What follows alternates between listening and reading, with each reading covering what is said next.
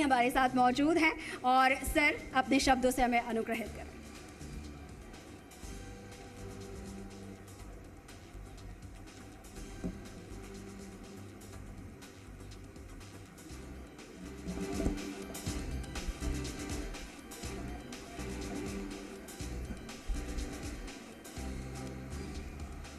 आज के जी न्यूज के इस भव्य कार्यक्रम स्वर्णिम राजस्थान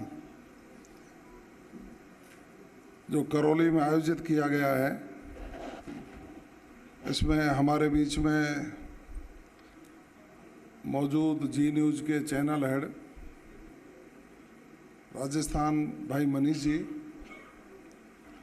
हमारे करौली के लोकप्रिय विधायक दर्शन सिंह जी, सपोट्रा के लोकप्रिय विधायक आदरणीय हंसराज जी, यहाँ के बहुत एक्टिव जिला कलेक्टर नीलाभ जी और कानून व्यवस्था को सुदृढ़ करने में जिन्होंने अपनी महत्वपूर्ण भूमिका निभा रहे हैं, यहाँ के जिला पुलिस अधीक्षक लोकेश जी, मंच के समक्ष विराजमान हमारे पार्टी के प्रदेश के नेता नारायण जी, जिला अध्यक्ष गोवर्धन सिंह जी जादौन साहब, हमारी पूर्व विधायक राजकुमारी जाटव जी, पूर्व जिलाध्यक्ष डिकोलिया जी और सभी समाज सेवी और विभिन्न विभागों के आए हमारे कर्मठ अधिकारीगण, विभिन्न संस्थाओं के प्रतिनिधि बंधुओं, किसी भी चैनल द्वारा आयोजित कार्यक्रम और उस कार्यक्रम के पीछे जो उनका उद्देश्य है कि हम राजस्थान को स्वर्णिम राजस्थान बनाने में हम अपनी भूमिका कहाँ सुनिश्चित कर सकते हैं, ये एक प्लेटफार्म जी न्यूज़ ने करौली के लोगों को दिया। मैं आपको बधाई देना चाहूँगा, साधुवाद भी देना चाहूँगा कि आपने हमेशा सामाजिक सरोकार के विषयों को चैनल के माध्यम से सरकारों के ध्यान में लाकर, समाज के ध्यान में लाकर उनका समाधान करने के उपाय भी सुझाकर जो एक सकारात्मक प्रयास किया है वो निश्चित रूप से उल्लेखनीय है। मैं इस मंच के माध्यम से सुभाष चंद्रा जी को भी बधाई देना चाहूँगा कि मैं जब देखता हूँ तो सुभाष चंद्रा जी कई बार युवाओं से संवाद करते नज़र आते हैं, समाज के विभिन्न स्टेक होल्डर्स से संवाद करते नज़र आते हैं और उसका उद्देश्य यही होता है कि हम खबरें दिखाने के साथ साथ समाज और सरकार की कड़ी को जोड़ करके इस देश के प्रगति के पथ को कैसे आगे बढ़ा सकते हैं। तो उसी श्रृंखला में आज का जो ये कार्यक्रम है, मैं समझ सकता हूँ कि प्रदेश की सरकार का जो एक संकल्प है कि हम विकसित राजस्थान 2047, जो देश के यशस्वी प्रधानमंत्री आदरणीय नरेंद्र मोदी जी की जो संकल्पना है कि विकसित भारत बने, और विकसित भारत तभी बन सकता है जब विकसित राज्य बनेंगे। और मेरा कहना ये है कि विकसित राज्य जब ही बनेगा जब उस प्रदेश में रहने वाला प्रत्येक व्यक्ति विकास की राह पर चलेगा और अपने आप को विकसित बनाने का संकल्प लेगा। तो उस कड़ी को आगे बढ़ाते हुए जी न्यूज़ के साथियों ने आज ये जो कार्यक्रम रखा, मैं निश्चित रूप से आपका धन्यवाद ज्ञापित करूंगा और सभी स्पॉन्सर्ड का कि उन्होंने इस कार्यक्रम के आयोजन में अपनी भूमिका सुनिश्चित की, सहयोग दिया, उनके लिए भी साधुवाद और बधाई। देखिए साहब, विकास के आयाम एक तो है आर्थिक विकास, एक है भौतिक विकास और एक है उसका सामाजिक विकास। अब इन तीनों का समावेश करके जब विकास की अवधारणा को लागू करने का काम करेंगे तो उसमें सरकार, समाज और संस्थाओं का बहुत बड़ा योगदान होता है। उनका हमको सम्मेलन, उनकी भूमिका और एग्जीक्यूशन उसका कैसे हो सकता है, उसमें हमारे प्रशासनिक जो अधिकारी हैं वो बहुत बड़ा योगदान दे सकते हैं। तो मैं तो ऐसे मंच के माध्यम से प्रदेश के मुख्यमंत्री आदरणीय भजनलाल शर्मा जी का साधुवाद ज्ञापित करना चाहूँगा, उनको बधाई देना चाहूँगा कि उन्होंने इन 2.25 वर्षों में प्रत्येक वर्ग की आवश्यकताओं को महसूस करते हुए राजस्थान के प्रत्येक क्षेत्र की आवश्यकताओं को अंडरलाइन करते हुए एक राजस्थान को समेकित विकास की ओर हम लेके चले, उस पर ध्यान दिया। और ध्यान देने के साथ साथ हर समय उन बातों पर ज़्यादा ध्यान दिया जिनसे समाज में सकारात्मक प्रभाव पड़ते। अब देखिए, जैसे ही माननीय मुख्यमंत्री जी ने पदभार ग्रहण किया तो उन्होंने कहा कि हम जीरो टॉलरेंस पर काम करेंगे और अपराध के खिलाफ कठोर कार्रवाई करेंगे। आज मुझे खुशी है कि इन 2.25 वर्षों में माननीय मुख्यमंत्री जी की कारगर रणनीति और कार्ययोजना के बाद राजस्थान पुलिस की प्रभावी कार्रवाइयों के उपरांत सभी प्रकार के अपराधों में 14% के करीब कमी आई है। प्रदेश की कानून व्यवस्था सुदृढ़ करना क्यों जरूरी है? किसी भी प्रदेश के विकास के लिए वहां अमन, चैन, शांति स्थापित करना एक महती आवश्यकता है। कोई भी निवेशक आएगा, कोई भी व्यापार अपना व्यापार करेगा, कोई उद्योग स्थापित होगा या राजस्थान में रहने वाला व्यक्ति स्वच्छंदता से अपने विकास की सपने को साकार करने की काम करेगा, तो शांति व्यवस्था और कानून व्यवस्था सुदृढ़ होना बहुत जरूरी है। उस ओर हम बहुत आगे बढ़े हैं। और जो हीनियस ऑफेंसेस थे, मैं आपको इस मंच के माध्यम से कह रहा हूं, पूरा राजस्थान सुन रहा है और जी न्यूज राजस्थान के दर्शक सुन रहे हैं। SC ST के जो अपराध थे उनमें भारी कमी देखने को मिल रही है। महिलाओं के ऊपर जो अत्याचार हुआ करते थे उनमें भारी कमी देखने को मिली है। और सामूहिक दुष्कर्म पॉक्सो में तो हम 30 से 35% तक की कमी ला करके इस राजस्थान की हमारी नारी शक्ति को सम्मान प्रदान करने का काम किया है। जो हत्या और हत्या के प्रयास की घटनाएं होती थी उनमें भारी कमी, एक संगठित अपराध बहुत तेज गति से राजस्थान में बढ़ा था।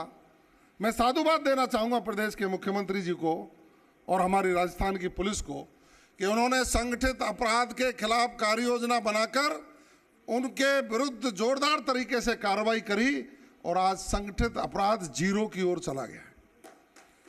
मादक पदार्थों की तस्करी पर प्रभावी कार्रवाई हो, क्योंकि आज के समय में एक चिंता का विषय है कि हमारी जो युवा पीढ़ी है उसको हम सद्मार्ग पर ले जा सकें, और उसके लिए हमको नशे पर प्रभावी कार्रवाई करने की आवश्यकता है।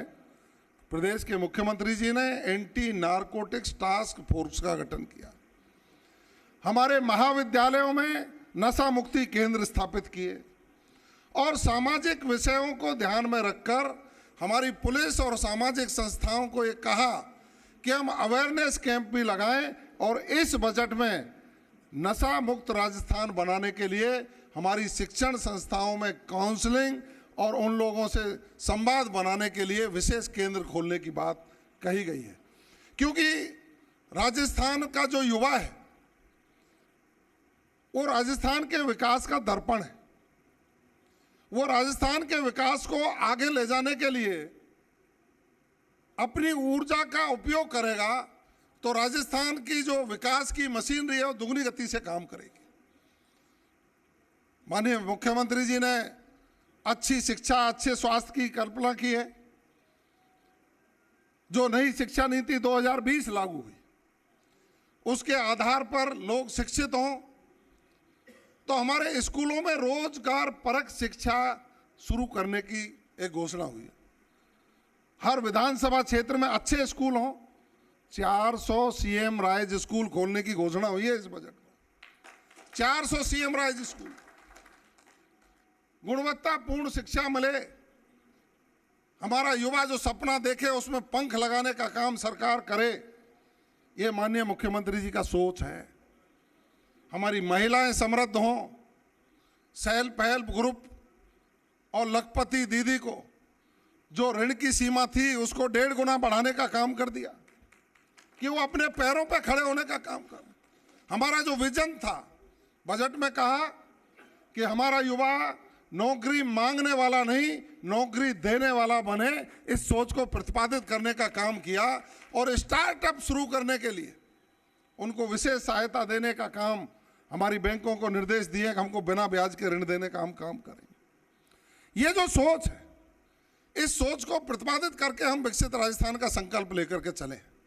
हमारी जो आधारभूत अवसंरचनाएं हैं, रोड कनेक्टिविटी अच्छी हो, ग्रीन फील्ड एक्सप्रेस वे की परिकल्पना प्रदेश के मुख्यमंत्री जी की, उसको साकार करने के लिए काम चालू हो गया।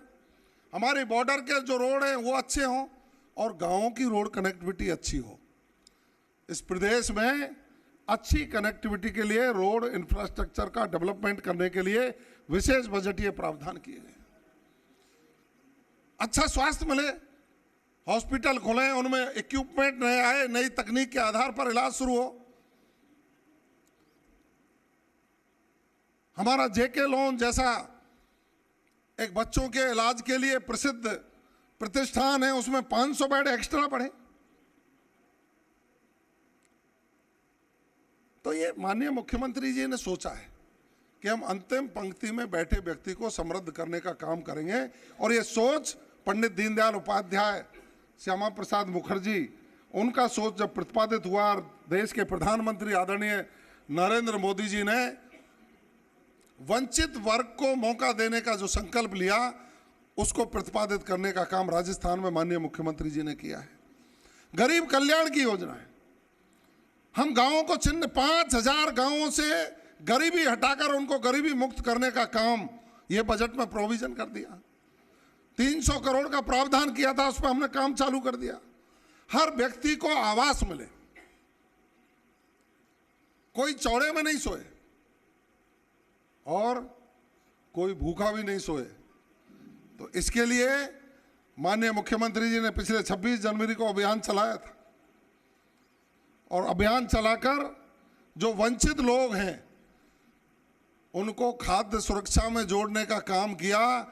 और मैं ये कह रहा हूं कि निरंतर रूप से जारी है, अभी हम 10 लाख लोगों को और जोड़ सकते हैं। कोई वंचित है तो उसको आगे काम करिए, ये मुख्यमंत्री जी का सोच है। हमारी बच्चियों की सुरक्षा हो, स्कूलों में शौचालय बने। देश के प्रधानमंत्री जी ने बजट ये प्रावधान कर दिया, प्रत्येक जिले पर गर्ल्स हॉस्टल होगा। किसी ने सोचा ही नहीं था। देश की आजादी के 80 साल में हमारी महिलाएं समृद्ध हों, गर्ल्स हॉस्टल होगा। राजस्थान में बच्चियों को पढ़ने के लिए साइकिल, स्कूटी, लैपटॉप। हमारे युवाओं को सपनों को साकार करने के लिए माननीय मुख्यमंत्री जी ने कहा कि 9वीं, 10वीं, 11वीं के छात्रों को जो हम लैपटॉप देते हैं ना, वो हम इकजाई नहीं खरीदेंगे। यदि कोई छात्र ये चाहता है कि मुझे खरीदना है किसी फला कंपनी का, तो 20,000 रुपया तक की सहायता राजस्थान की सरकार उसको देने का काम करे। और सबसे बड़ा जो काम हुआ, हमारी जो जीएसडीपी है, सकल घरेलू उत्पाद, वो 21,52,100 करोड़ होना संभावित है इस बजट के माध्यम से। 21 लाख। और ये कितना प्रतिशत बढ़ा है आपको पता है क्या? जो अर्थशास्त्र में थोड़ा बहुत जानते हैं वो निश्चित रूप से प्रफुल्लित हो रहे होंगे। आम आदमी इसका आइडिया नहीं लगा पाता। 41% की बढ़ोतरी हुई है, 41% की। जो 23-24 में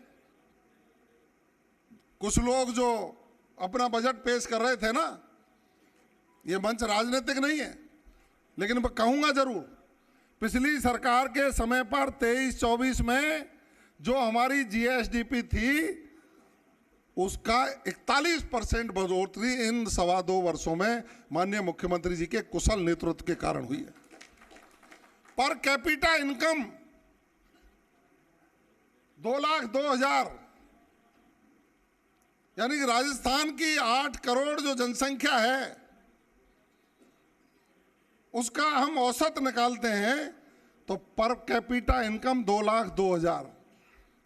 यही तो कुशल प्रबंधन है, और यही कुशल प्रबंधन है कि हम बजट घोषणाएं करते हैं उनको ज़्यादा से ज़्यादा पूरी हो, उसकी माइन्यूटली मॉनिटरिंग करते हैं। और उनमें और हमें यही अंतर है, वो सिर्फ घोषणा करते थे और माननीय भजनलाल जी काम करते हैं, इसलिए राजस्थान विकास की गति से दौड़ रहा है।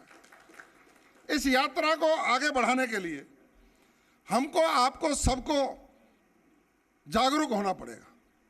कृषि पर बजट बढ़ाने का काम किया है, युवाओं को ज्यादा मौका देने का काम किया है, उद्योग स्थापित हों। देश के प्रधानमंत्री जी अब कहते हैं कि मेक इन इंडिया, स्किल्ड युवा, उस सोच को राजस्थान में माननीय मुख्यमंत्री जी ने लागू करने का काम किया। देश विदेश की कंपनियों से 35 लाख करोड़ के एमओयू किए और 8 लाख करोड़ से ज्यादा के एमओयू धरातल पर आ गए।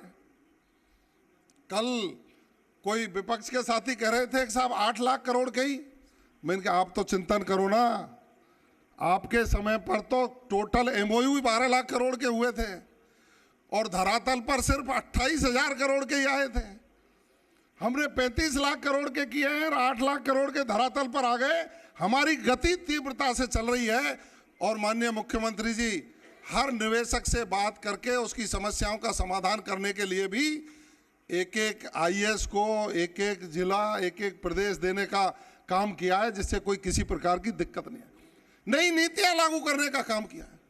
हमारा पशुपालक समृद्ध हो, पशुओं का इलाज हो, किसान समृद्धि, प्रधानमंत्री किसान समृद्धि में 6,000 रुपया देश के प्रधानमंत्री जी देते हैं और राजस्थान के मुख्यमंत्री जी ने कहा है कि 6,000 केंद्र सरकार के हैं, हम इन 5 सालों में 6,000 देंगे, जिसको 9,000 करने का काम कर दिया। ये राजस्थान के मुख्यमंत्री की कार्य योजना है, ये उनकी दृढ़ निश्चयता है। सिंचाई का पानी मिले, शेखावाटी के लोग कितने दिनों से आवाज लगा रहे थे, कितने दिनों से आंदोलन कर रहे थे, किसी ने सोचा तक नहीं, लेकिन प्रदेश के मुख्यमंत्री जी की सकारात्मक सोच, देश के प्रधानमंत्री जी से आग्रह किया, हरियाणा सरकार से समझौता हुआ और यमुना का पानी शेखावाटी को मिले। 32,000 करोड़ की प्रावधान इस बजट में करके उनके पानी के सपने को साकार करने का काम किया है। राम जल सेतु लिंक परियोजना, करौली वाले लोगों, ये अमृत आने वाला है। राम जल सेतु लिंक परियोजना से पानी जब करौली जिले से होकर के डीग और भरतपुर तक जाएगा, किसान को सिंचाई का पानी मिलेगा, पीने का पानी मिलेगा, उद्योगों को भी पानी मिलेगा, हमारी आर्थिक स्थिति मजबूत होगी। इसको साकार करने का काम भी माननीय मुख्यमंत्री भजनलाल शर्मा जी ने किया है। दूसरे लोग तो राजनीति करते रहे, 5 साल तक ईआरसीपी करते रहे, विकास के नाम पर कभी सोचा नहीं, होटलों में ऐसो आराम करते रहे, जनता त्रायमान रही। यही तो सोच है पंडित दीनदयाल उपाध्याय जी की सोच को प्रतिपादित करते हुए हम चरैवेते के भाव को लेकर के काम करते हैं, राजनीति करके काम करते हैं और जनता के प्रति जवाबदेह होकर के काम करते हैं। इसीलिए तो हमारा संकल्प है कि विकसित राजस्थान 2047 हम बनाएंगे और हमारी इकोनॉमी को $4.3 ट्रिलियन की बनाने का सपना हमारा है, जो साकार होगा। अब उसके लिए आवश्यकता है कि हम सब मिलकर के काम करें। 8 करोड़ प्रदेशवासी हमारा परिवार है और उस परिवार के स्वास्थ्य की चिंता करना, उस परिवार के सपनों को साकार करने की चिंता करना, सामाजिक सुरक्षा देना, यह सरकार का कर्तव्य है, जिसको हम बखूबी से कर रहे हैं। मैं तो करौली के साथियों को आह्वान करना चाहूँगा कि देश के प्रधानमंत्री जी ने एक जिला एक उत्पाद, हमारी राजस्थान की सरकार ने पंच गौरव ये योजना लागू की और उसमें निवेश करके आप लोग अपने चीज़ों को और अच्छा ला सकते हैं। उसके लिए मार्केटिंग की व्यवस्था सरकारें कर रही हैं। किसान समृद्ध हो, महिला उन्नत हो, हमारा युवा सशक्त हो, गरीब का उत्थान हो, यही तो हमारा संकल्प है। और हमने 10 स्तंभ तय करके इस बजट को अब की बार हम लेकर के आए हैं। मैं समझ सकता हूं कि राजस्थान विकास की तेज गति पर दौड़ रहा है और उस यात्रा को सफल करने के लिए आप और हमारे सबके सहयोग की आवश्यकता है।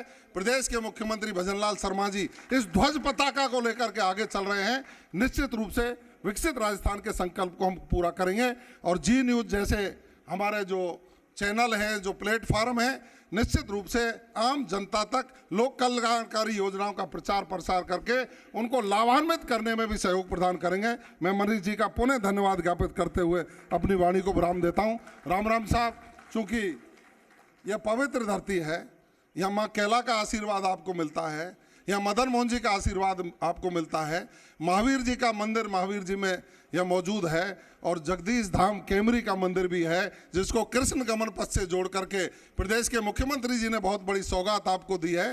जगदीश धाम केमरी, हिंडौन का हिरण्यकश्यप का मंदिर, आपके मदन मोहन जी का मंदिर और कैला देवी जब कृष्ण गमन पथ से जुड़ेंगे, जिस कृष्ण गमन पथ से भगवान श्री कृष्ण संदीपन गुरु के आश्रम में अध्ययन करने के लिए गए थे, तो निश्चित रूप से उन संस्कारों को लेकर के हम भी विकसित करौली के सपने को साकार करेंगे। राम राम साहब।